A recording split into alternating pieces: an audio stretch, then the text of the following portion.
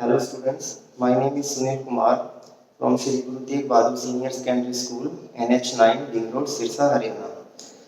Student last जो हम article कर रहे थे वो हम कर रहे थे इलेक्ट्रोस्टैट का first chapter that is electric charge. और कुछ मेरी तबीयत खराब होने की वजह से मैं पिछले 10 दिन से वीडियो नहीं बना पाया था, तो मैं आज उसे वापस से कंटिन्यू करता हूँ। आज हमारा इसका जो लास्ट लेक्चर होने वाला है उसमें एक छोटा सा थ्योरेटिकल पार्ट है और कुछ एक न्यूमेरिकल्स है। वो हमारा जो फर्स्ट थ्योरेटिकल पार्ट है that is the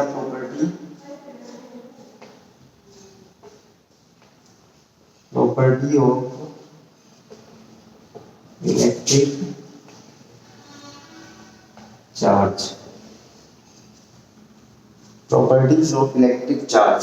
electric charge की जो फर्स्ट प्रॉपर्टी है that is the nature of charges is additive. Charges का जो नेचर है वो एडिटिव होता है।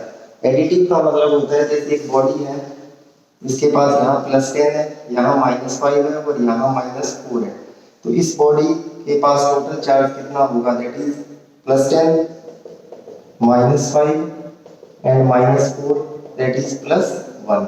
तो सिंपल अलजेब्रा में जैसे आप मैथमेटिक्स में इसको ऐड करते हो वैसे आपको इसको ऐड करना है। सेकंड जो प्रॉपर्टी है वो है क्वांटाइजेशन।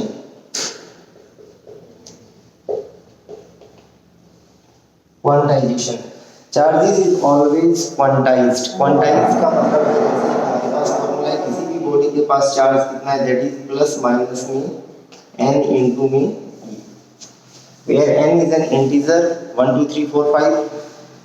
क्वांटाइजेशन का मतलब ये है, एक चीज मैं आपको बता देता हूँ कि क्वांटाइजेशन का ये जो प्रोसेस है ये हमेशा लगता है स्मॉल चार्जेस पे। स्मॉल चार्जेस, एक ऐसी बॉडी जिसके पास चार्जेस की अमाउंट बहुत कम है वहां क्वांटाइजेशन लगता है। ठीक है, जैसे मैंने आपको बोला कि हमारे पास एक बॉडी है, अगर मैं इस बॉडी में से एक इलेक्ट्रॉन निकाल लेता हूँ तो इस बॉडी के पास चार्ज कितना आएगा, तो इस बॉडी के पास चार्ज आएगा +1.6 इंटू 10⁻⁻19 कूलम एक इलेक्ट्रॉन निकालने से। अगर मैं आपको बोलता हूँ कि मैं 2 इलेक्ट्रॉन निकाल लेता हूँ तो दैट इज 3.2 इंटू 10⁻⁻19 कूलम। अगर मैं आपको बोलता हूँ कि मैं 3 इलेक्ट्रॉन निकाल लेता हूँ तो दैट इज 4.8 इंटू में 10⁻⁻19 कूलम। इसका मतलब ये है कि जो चार्जेस है वो स्टेप में बढ़ता है, ऐसे फर्स्ट स्टेप फिर स्टेप फिर स्टेप। एक लीनियर प्रोपेगेशन में चार्जेस नहीं बढ़ते।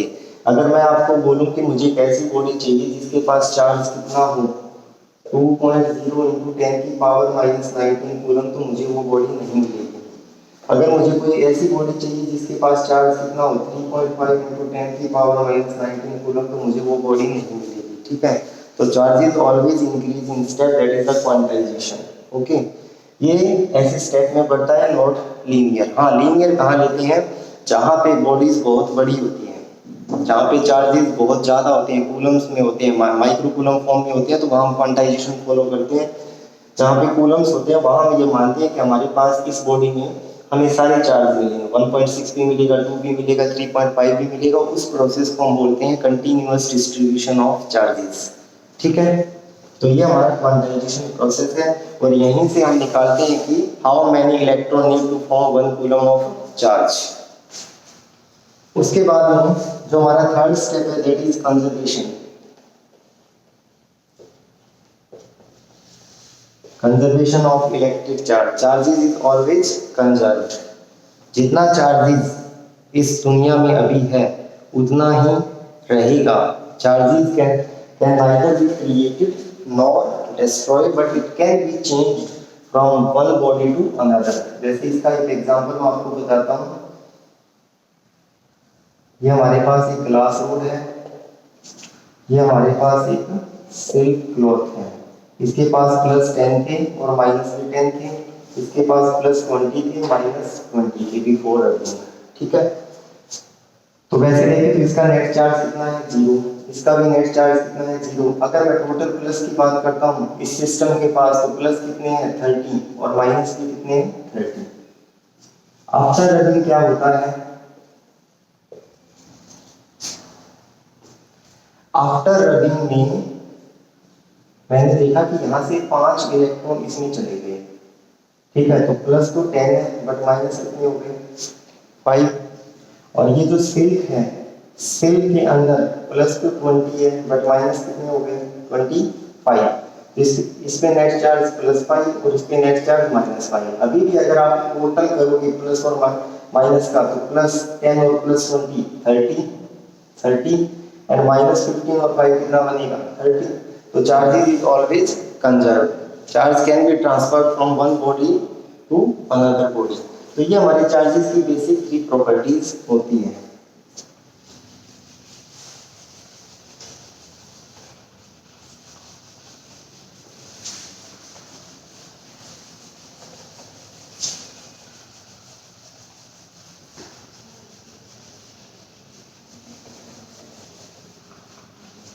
अभी हम कंटिन्यूअस डिस्ट्रीब्यूशन ऑफ चार्जेस देखते हैं। Continuous distribution of charges. देखो, कंटिन्यूअस डिस्ट्रीब्यूशन ऑफ चार्जेस वहां लगाना है जहां पे एक बॉडी के पास चार्ज की अमाउंट बहुत ज्यादा होती है। अगर चार्जेस बॉडी के पास बहुत कम है तो वहां क्वांटाइजेशन प्रोसेस लगेगा। अगर चार्जेस बहुत ज़्यादा है, जैसे मैं आपको बोलता हूँ कि आपके घर के बाहर एक इलेक्ट्रिक लाइन जा रही है, तो उसमें आप चार्ज काउंट करो, तो वहाँ Q is equal to any नहीं लगा सकते, ठीक है। वहाँ क्वांटाइजेशन प्रोसेस हम लगाएंगे। कैसे? जैसे मैं आपको बोलता हूँ कि ये एक पोल कश्मीर में है और ये एक पोल कन्याकुमारी में है, ठीक है।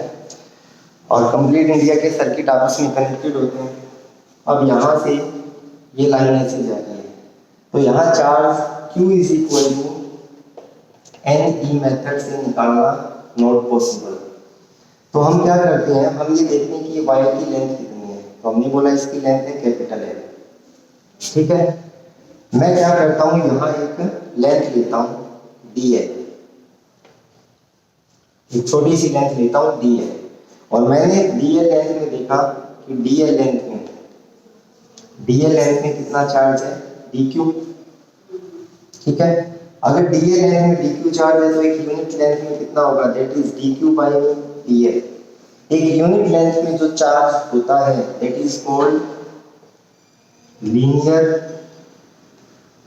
Charge density, linear charge density. और इसको हम बोलते हैं रो से, और रो क्या होता है DQ बाय DL। तो मैं इसको क्या लिख सकता हूँ, DQ is equal to rho DL। अब आपसे कोई बोलते कि फुल लेंथ में चार्ज बताओ, तो आपको पता है इसका क्या कर देंगे, इंटीग्रेशन में लेंथ हमारा 0 से कहाँ जाएगा L, तो Q इज इक्वल टू कितना है इंटीग्रेशन रो DL। इसको बोलते हैं कंटिन्यूअस डिस्ट्रीब्यूशन ऑफ चार्जेस, ठीक है। या दूसरा तरीका क्या है, एक यूनिट लेंथ में चार्ज कितना है रो, एक यूनिट लेंथ में चार्ज कितना है रो, तो L लेंथ में कितना होगा रो इंटू L। इसको आप ऐसे भी लिख सकते हो Q is equal to rho into L, ठीक है। इसका जो सेकंड बनेगा, सेकंड बनेगा, फर्स्ट हमारा क्या था, फर्स्ट था हमारा लीनियर चार्ज डेंसिटी, सेकंड हमारा बनेगा सरफेस चार्ज डेंसिटी।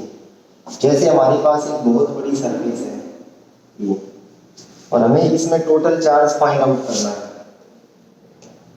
तो अगेन हमारे पास मेथड है, ये जो सरफेस है इसका एरिया कितना है S, लीनियर में लेंथ, सरफेस में एरिया S। हम यहाँ एक छोटा सा एरिया को हम A कंसीडर कर लो, ठीक है A। हम यहाँ एक छोटा सा एरिया लेते हैं कितना DA, और इस DA में हमने चार्ज देखा कितना है DQ। तो हमने बोला DA एरिया में कितना चार्ज है DQ, एक यूनिट एरिया में कितना होगा that is DQ by DA। एक यूनिट एरिया में जो चार्ज होता है उसको हम बोलते हैं sigma, that is surface charge density, surface charge density, ठीक है, सरफेस चार्ज डेंसिटी। अब इसका एरिया कितना है ए, तो इस टोटल एरिया में, तो एक यूनिट लेंथ में चार्ज कितना है सिग्मा, टोटल एरिया कितना है ए, तो ये इसके पास टोटल चार्ज होगा। वरना आपके पास सेकंड ऑप्शन है that is integration, DQ is equal to क्या आएगा सिग्मा इनटू DA, इंटीग्रेट कर दो ये टोटल चार्ज आएगा। ऐसे ही हम निकाल सकते हैं वॉल्यूम का, that is volumetric charge distribution. ठीक है, तो वो आप देख लेना, सेम ऐसा होगा, उसमें हम एक छोटा सा डीवी वॉल्यूम कंसीडर करेंगे।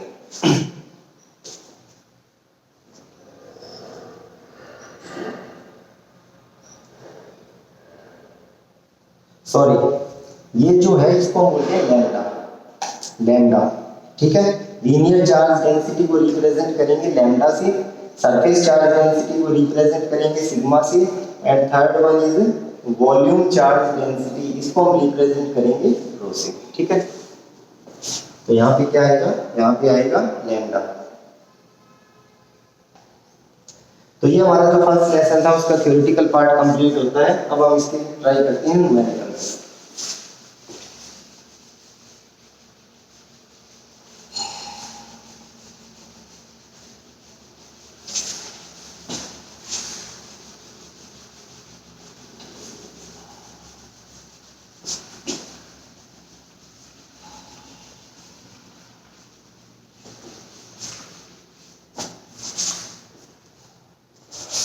स्टूडेंट, इसके जो न्यूमेरिकल्स है वो बेसिकली कूलम्ब्स लॉ पे डिपेंड करेंगे।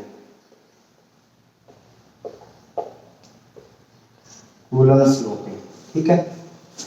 अब कूलम्ब्स लॉ पे न्यूमेरिकल डिपेंड करेंगे, तो मैं आपको एक दो न्यूमेरिकल इसकी यहाँ पे करवाता हूँ, फिर आप खुद कर लेना।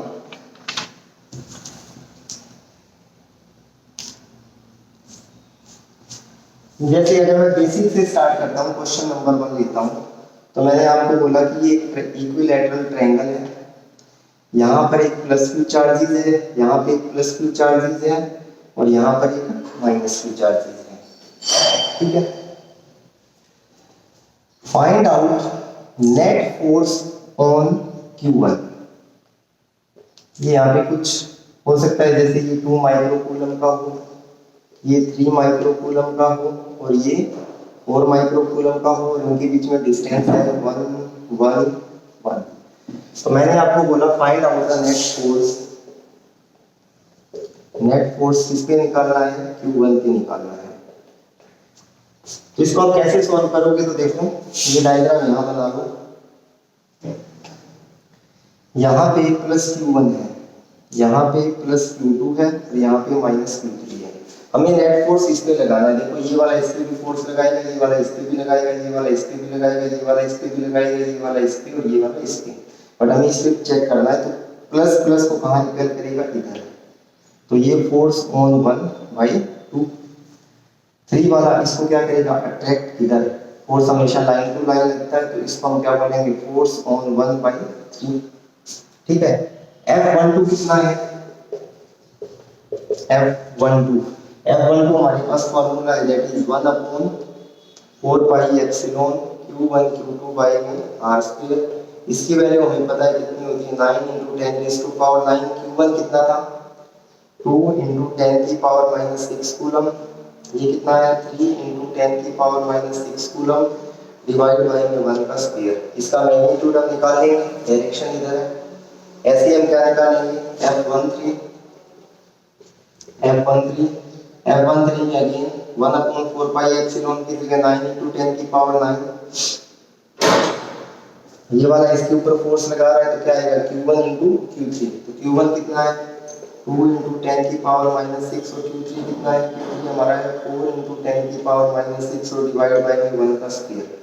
ये दोनों फोर्सेस के मैग्नीट्यूड आ गए। जैसे फॉर एग्जांपल ये फोर्स आता है 10 न्यूटन, और ये जो फोर्स आता है ये आता है 8 न्यूटन। तो इस पॉइंट पे दो फोर्स काम कर रहे हैं। अब आपने 11th में पढ़ा है कि जब एक बॉडी पे दो फोर्स अगर एक ही डायरेक्शन में, तो उनको ऐड कर देते हैं, अपोजिट में तो सब्ट्रैक्ट कर देते हैं। और इस मेथड में आपको पता है कि हम इसका क्या बनाते हैं, पैरेललोग्राम। जैसे पैरेललोग्राम कंप्लीट करो तो इसमें नेट फोर्स इधर आएगा। तो नेट फोर्स क्या आएगा, इसको आपको पता है, इट इज F12 का स्क्वायर प्लस F13 का square plus 2 F1 F2 cos theta.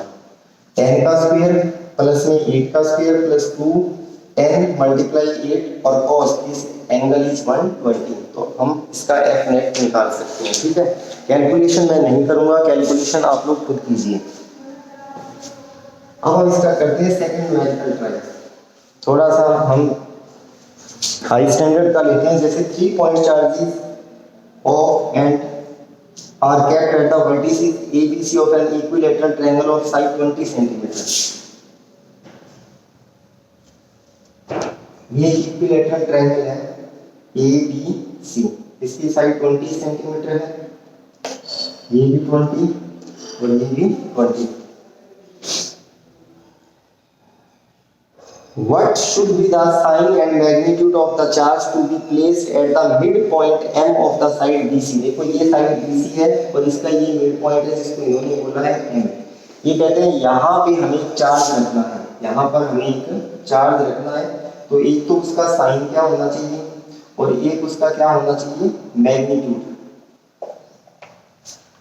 जिससे क्या हो so the charges at A remain in the equilibrium. ये जो चार्ज है ये किसमें रहे, इक्विलिब्रियम में रहे।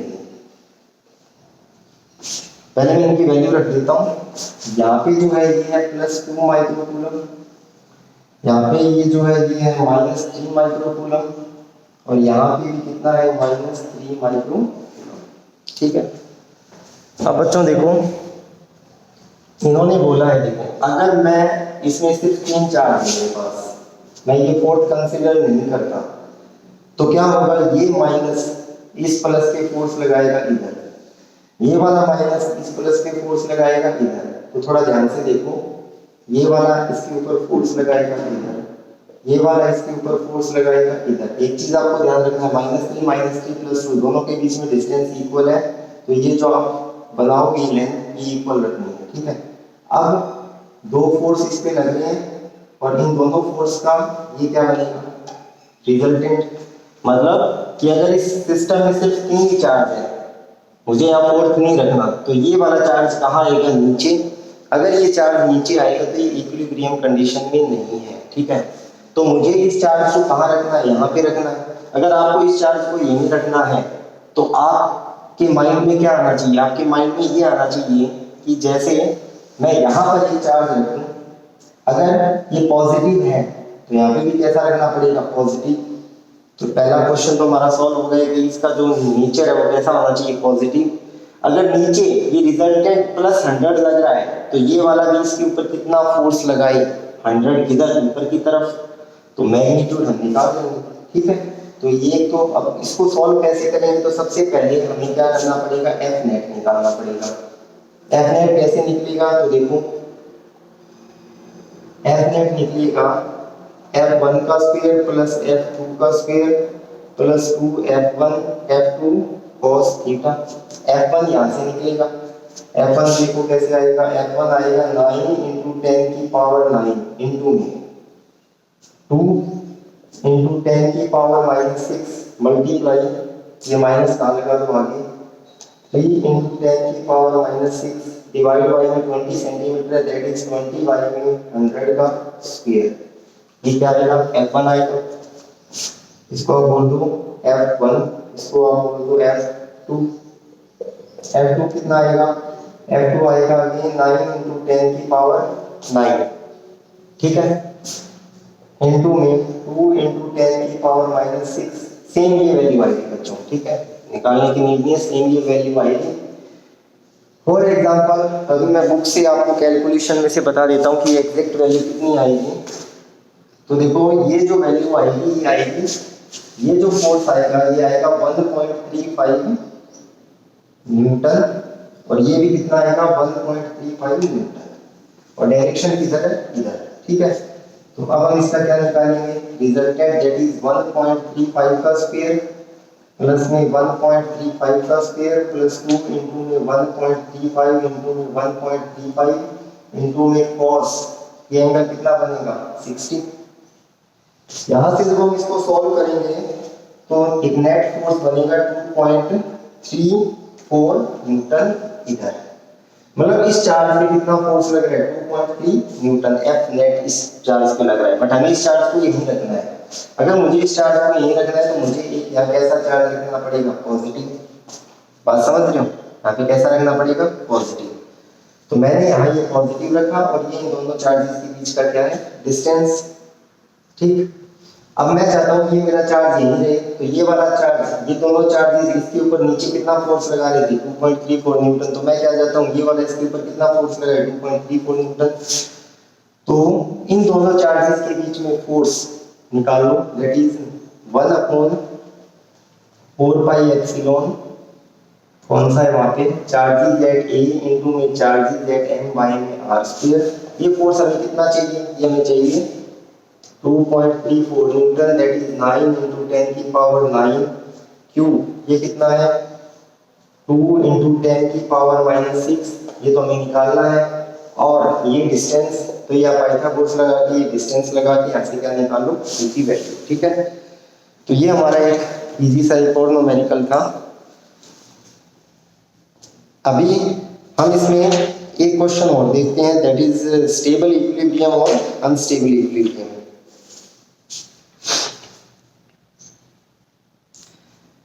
बच्चों एक चीज हमेशा आप ध्यान रखना कि स्टेबल इक्विलिब्रियम और अनस्टेबल इक्विलिब्रियम क्या होता है।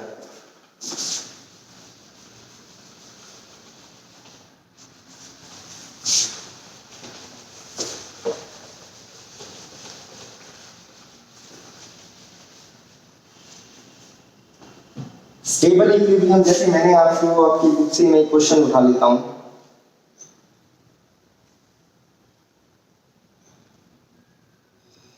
जैसे फॉर एग्जांपल ये लाइन है, इस लाइन पे एक चार्ज यहाँ पड़ा है, एक चार्ज यहाँ पे पड़ा है, दैट इज -q, दोनों के मैग्नीट्यूड इक्वल एंड अपोजिट है।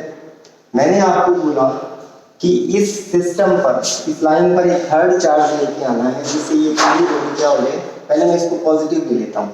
तो आपको पता है कि अगर मैं यहाँ पर एक +q रख देता हूँ बीच में, तो क्या होगा, ये वाला इसके ऊपर फोर्स लगाएगा किधर, इधर, ये वाला इसके ऊपर फोर्स लगाएगा इधर।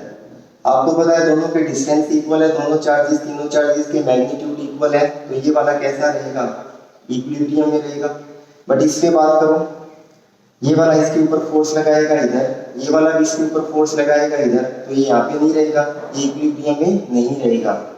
और सेम ये वाला इसके ऊपर फोर्स लगाएगा इधर, ये वाला भी इसके ऊपर फोर्स लगाएगा इधर, तो ये भी इक्विलिब्रियम में नहीं रहेगा। तो ये सिस्टम इक्विलिब्रियम में नहीं है, system is not in equilibrium. But ये वाला चार्ज कैसा है, इक्विलिब्रियम में है। ठीक है, हाँ, अगर आपको कोई बोल दे कि सिस्टम को इक्विलिब्रियम में रखना है, तो इसका मेथड क्या है, देखो ये 2+q है, जब ये 2+q होते हैं तो हम बीच में नहीं रख सकते, बीच में रखना है तो सिर्फ बीच वाला इक्विलिब्रियम में हो सकता है, हम उसको किसी भी साइड में रख देंगे। ठीक है, अगर फॉर एग्जांपल मैं आपको बोलता हूं कि अभी 2+q है, और अगर मैं यहाँ पे माइनस रखता हूं तो क्या होता है, तो देखो माइनस, ये वाला इसको क्या करेगा, अट्रैक्ट इधर, ये वाला इसको क्या करेगा, इधर अट्रैक्ट करेगा। तो ये कैसा रहेगा, इक्विलिब्रियम में। अगर two equal and opposite forces हो गए, इस पे चेक करो, ये वाला इसको इधर फोर्स लगाएगा इधर, ये वाला इस पे इधर, ऐसे ये वाला इस पे इधर, और ये वाला इस पे इधर। तो ये अगर ये सारे फोर्सेस इक्वल एंड अपोजिट है, तो ये वाला कैसा रहेगा, this system is in equilibrium. ठीक है, और अगर ऐसा हो जाए कि आपको ऐसा दे दिया जाए, ये +q है, ये -q है, हमें इस सिस्टम को इक्विलिब्रियम में लेके आना है, तो मैं थर्ड चार्ज कहाँ पे रखूं। तो देखो बच्चों, अगर आपने थर्ड यहाँ पे रख दिया +q, तो क्या होगा, ये वाला इसके ऊपर फोर्स लगाएगा इधर, ये वाला भी इसके ऊपर फोर्स लगाएगा इधर, तो ये तो इधर चला जाएगा, नेट फोर्स इधर आ रहा है, तो ये इक्विलिब्रियम में नहीं है। इसके ऊपर चेक कर लो, ये वाला इसके ऊपर फोर्स लगाएगा इधर, ये वाला इसके ऊपर कहाँ फोर्स लगाएगा इधर, तो ये इक्विलिब्रियम में हो सकता है। ऐसे ये वाला इसके ऊपर फोर्स लगाएगा इधर, और ये वाला इसके ऊपर फोर्स लगाएगा इधर।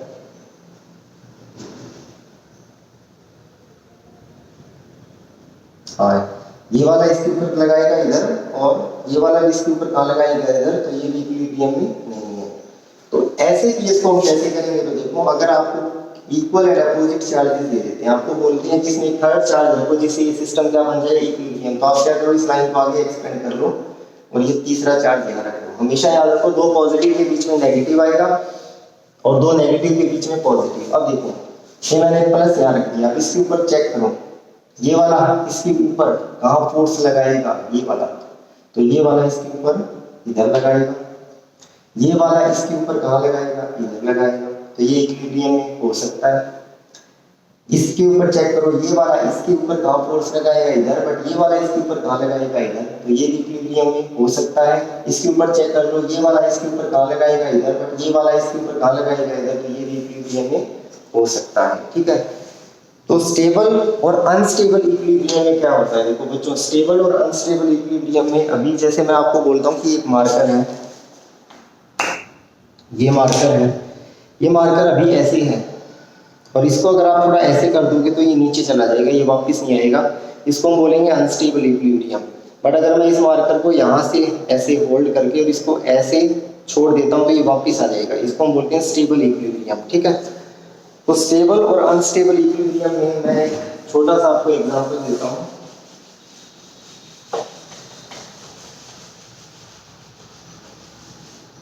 जैसे मैंने आपको बोला ये एक लाइन है, यहाँ एक चार्ज पड़ा है प्लस Q/4, यहाँ एक चार्ज पड़ा है प्लस Q। ठीक है, और अब देखो दोनों चार्जेस के मैग्नीट्यूड डिफरेंट है।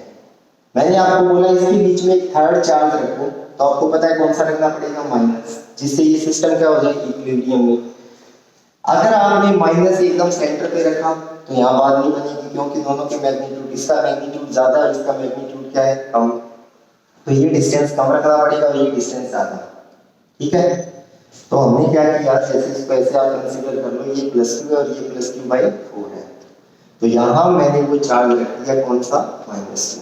ठीक है, अब ये वाला इसके ऊपर कहाँ फोर्स लगाएगा, इधर, ये वाला इसके ऊपर कहाँ फोर्स लगाएगा, इधर, तो ये इक्विलिब्रियम में होगा अगर ये दोनों फोर्सेस इक्वल एंड अपोजिट है तो। ठीक है, ये कुछ डिस्टेंस हो सकता है, जैसे ये मैं आपको बोल दूं 2.5 मीटर है और ये 1 मीटर है। ठीक है, तो मुझे पता चला कि ये इक्विलिब्रियम में है, तो ठीक है, अब मैंने क्या किया, इस चार्ज को मैंने थोड़ा सा इधर डिस्प्लेस कर दिया, ए पोजीशन से मैं इसको कहाँ ले आया, डी पोजीशन पे। अब बच्चों थोड़ा ध्यान से देखो, जब ये चार्ज ए पोजीशन पे था तो इसके ऊपर जो नेट फोर्स था वो कैसा था, 0 था। जब आप इसको बी पर ले आओगे तो बी पे लाने से ये डिस्टेंस ज्यादा हो गया और ये डिस्टेंस क्या हो गया, कम। अगर ये डिस्टेंस ज्यादा हो गया, पहले ए पॉइंट पे ये दोनों फोर्सेस कैसे थे, इक्वल एंड अपोजिट, जैसे मैं आपको बोलता हूँ +10 सॉरी -10 एंड -10। अब हमने ये जैसे ही डिस्टेंस इसको यहाँ से यहाँ शिफ्ट कर दिया तो ये डिस्टेंस ज्यादा हो गया, तो ये फोर्स क्या हो गया, कम हो गया। ये डिस्टेंस क्या हो गया, कम, तो ये फोर्स क्या हो गया, ज्यादा हो गया। ठीक है, तो यहाँ पर क्या हुआ, यहाँ पर ये फोर्स बढ़ गया इतना बड़ा, और ये फोर्स क्या हो गया, कम हो गया। बात समझ रहे हो, बी पे आने से ये फोर्स बढ़ गया और ये फोर्स क्या हो गया, कम। जब ये चार्ज ए पे था तो दोनों फोर्सेस क्या थे, इक्वल एंड अपोजिट थे। अब क्या होगा, अब देखो इधर वाला फोर्स ज्यादा है, इधर वाला फोर्स क्या है, कम, तो ये चार्ज वापस ए पे आएगा क्या, आंसर नहीं आएगा, ये चार्ज कहाँ चला जाएगा, इधर चला जाएगा। This is known as unstable equilibrium, unstable. हाँ, अगर ऐसी सिचुएशन हो जाती है, ऐसी सिचुएशन हो जाती है, जैसे मैं आपको बोलता हूँ फर्दर इसका अगेन केस देखो, ये रहा +Q, ये रहा +Q/4। आपको पता है कि इसके बीच में अगर मुझे -Q रखना है तो मुझे यहाँ कहीं रखना पड़ेगा। ठीक है, क्यों, क्योंकि ये डिस्टेंस कम है, बट ये चार्ज भी कैसा है, कम, ये डिस्टेंस ज्यादा है, और ये चार्ज कैसा है, अगर ये चार्ज ज्यादा है तो हमें डिस्टेंस ज्यादा रखना पड़ेगा। तो मैंने आपको बोला ए के ऊपर ये दोनों फोर्सेस क्या है, इक्वल एंड अपोजिट, और ये कैसा है, इक्विलिब्रियम में है। ठीक है, अब अगर मैं इसको इधर शिफ्ट करता हूं तो आपको पता है क्या होता है। अब मैंने इसको इधर शिफ्ट किया,